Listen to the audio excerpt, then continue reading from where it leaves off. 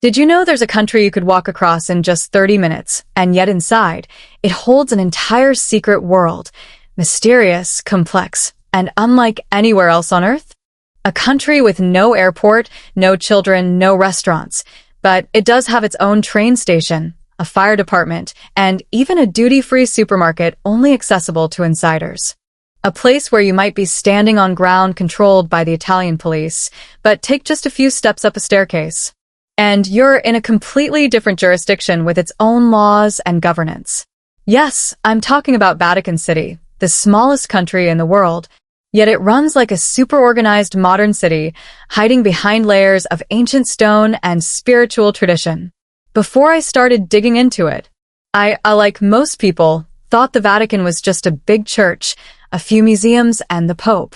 But the deeper I explored, the more I found myself in a maze of little-known facts, how the Vatican lives, works, connects with the world, and occasionally argues with Italy next door. Have you ever wondered how a country with fewer than 500 residents needs its own police force, firefighters, and even a railway line? Or why the Pope, head of state, chooses to live in a modest guest house rather than his lavish palace? And most curiously, what makes this tiny place leave such a massive impact on millions of people around the world? Join me as we uncover four strange but true facts about Vatican City, and trust me, you'll never see it the same way again. A transportation system in a country without an airport. The first time I looked at a map of Vatican City, I laughed. This place is barely half a square kilometer, and yet it has an internal road network, parking lots, and even a national train station. It sounds like a joke, but it's all real. Most vehicles enter through the main gate on Via Sant'Anna, a gate so small you could miss it, but it handles over 2,000 employees commuting in from Rome every single day. They live in Italy, work in Vatican City, and yes, most of them drive. That's why nearly 6% of Vatican's precious land area, about 3 soccer fields, is used just for parking. In a city this tiny, that's a mind-blowing number. I used to think Vatican, with its values of simplicity and humility, would be all about walking and electric bikes. And yes, it does have charging stations and winding paths through lush Vatican gardens. But the truth is, cars are essential, not by preference but by necessity. Because more than anything else, Vatican City is a place of work, not residence. And the train station? You're probably wondering, what do they need that for? Well, Vatican has a private train station that connects to Italy's national rail system. Originally, it was built to welcome religious pilgrims. Today, though, it's mainly used for transporting goods, church supplies, stone sculptures, even ceremonial wine. There's no airport, true, but there is a helipad on the western side, mostly reserved for official trips by the Pope. That said, Pope Francis is known for choosing simpler ways of travel, often skipping the helicopter for an old car and a quieter route. Transportation in the Vatican is just like the country itself, humble on the surface, but surprisingly smart and efficient underneath. And when you talk about running a city, you can't ignore the basics: water, electricity, and trash. 2. A country that runs on its neighbors' power. Ever wondered? Vatican is so tiny, where do they get water, electricity? Or how do they deal with trash? The answer is both hilarious and fascinating. Vatican is legally independent. But in practice, it depends almost entirely on Italy for everyday services.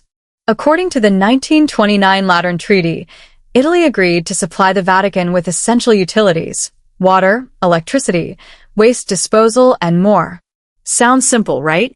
But over time, that agreement has led to a few disagreements. Take sewage, for example. For years, all of Vatican's waste flowed straight into the Tiber River, untreated. Eventually, when Italy tightened its environmental laws, it told the Vatican, "You need to connect to our treatment plants." Vatican replied, "Well, the treaty never said we had to pay for that." And so, for decades, Italy footed the bill while the Vatican said, "Thanks, but we'll pass on the invoice." Electricity? It's a similar story. Even though Vatican has solar panels, part of Pope Francis's push for environmental care, most of its power still comes from Italy. The good news, it's 100% renewable. That's a powerful commitment for such a small nation. As for waste, Vatican produces nearly 1,000 tons of garbage a year, but it has no landfill. Instead, it runs a small internal recycling center rumored to be so clean, some say, it's tidier than a library. Supposedly, it can sort up to 85 different types of waste, from milk cartons to old liturgical papers. I couldn't find its exact location, not even on satellite maps, but some guess it's tucked behind the gardens, near the greenhouse and logistics area. Jokes aside, it's a reminder of something profound. Even an independent country like Vatican cannot exist in isolation. Its life is proof of interdependence, two nations living side by side, relying on each other. And yes, sometimes bickering over utilities. But you know what's even stranger than a country that can't handle its own trash? A city with police, firefighters, a library, and even a university, but not a single elementary school. Let's explore the next part. Public services in a city without childhood. 3. A city with everything, except children. If you walk into a city with its own police, professional firefighters, a world-class museum, and a historic library, you'd probably assume it's buzzing with life. Kids playing, families walking, babies crying somewhere in the distance. But in Vatican City, there's no laughter from children, no preschools, no playgrounds, and barely any kids at all. Why? It's simple and uniquely Vatican. Most of the people who live here are clergy, nuns, Swiss guards, or staff working in Vatican departments. And nearly all of them are single or have taken vows of celibacy. They're not here to raise families. They're here to serve a higher purpose. So, there's no need for elementary schools or toy stores. No pediatric clinics. No birthday cake shops. Those things don't belong here. But don't mistake that for a lack of education. Tucked away in the peaceful Vatican gardens, there's a place called the Ethiopian College, a seminary for young men from Ethiopia and Eritrea, training to become priests. They live, study, and grow in the heart of this holy city.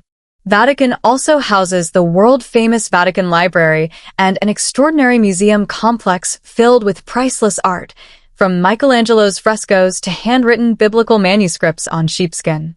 To protect these treasures, Vatican even has its own fire brigade, stationed right near the Belvedere courtyard, close enough to save history in case of emergency.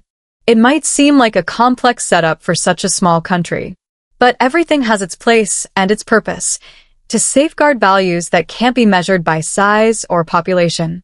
Vatican may not echo with the giggles of toddlers, but it's filled with the sounds of prayers, marching boots of guards on duty, and the church bells ringing faithfully each day. And would you believe it? Even without a single shopping mall, Vatican has its own duty-free supermarket, a rooftop cafe, and even a local soccer league for the internal departments.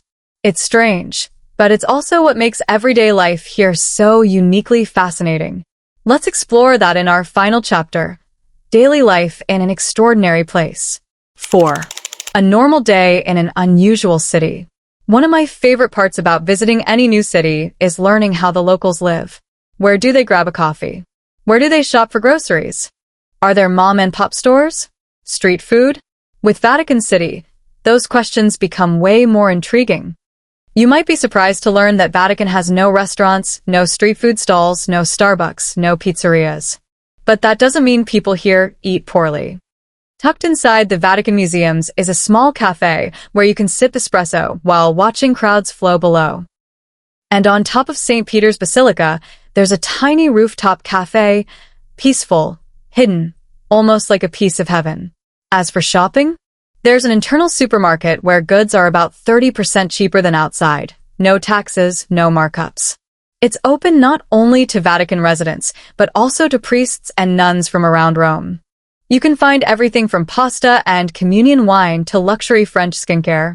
Nearby, the Vatican Pharmacy carries everything from cough syrup to top-shelf cosmetics. And if you think Vatican life is all prayer and protocol, get this. There's even a soccer field, located just outside the main Vatican walls. Staff from different departments form teams. There's the museum team, the media team, even one from the Vatican Bank. They compete in the Vatican City Championship, a local league where people who wear robes by day pull on jerseys by night. Sounds ridiculous and kind of heartwarming, doesn't it? A city with no bars, no malls, no bustling plazas, but somehow it's got everything a community needs. And it's all run with a quiet elegance, structured purpose, and something deeply Vatican. Someone once said, "The Vatican isn't just a place to see. It's a place to reflect." And after this journey, I couldn't agree more. We've just walked through Vatican City, a country small enough to fit in the palm of your hand, yet packed with wonder. From smart transportation and unusual ties with Italy, to a government that works without children, and a daily life that feels both simple and surreal. The Vatican is more than the heart of Catholicism. It's a symbol of how the sacred and the everyday can coexist. It reminds us, you don't need vast lands or a massive population to make a global impact. You just need to live with depth, with purpose, and with a true connection to the world around you. What about you? Would you want to live in a place like Vatican City? Quiet, tiny, but full of meaning? Let me know your thoughts in the comments. I'd love to hear what you think. And if this video gave you a fresh perspective, don't forget to hit like, share it with a curious friend, or subscribe to the channel. Because who knows? Our next journey might take you to a city built underground, or a village with no roads at all. Thanks for watching, and I'll see you in the next adventure.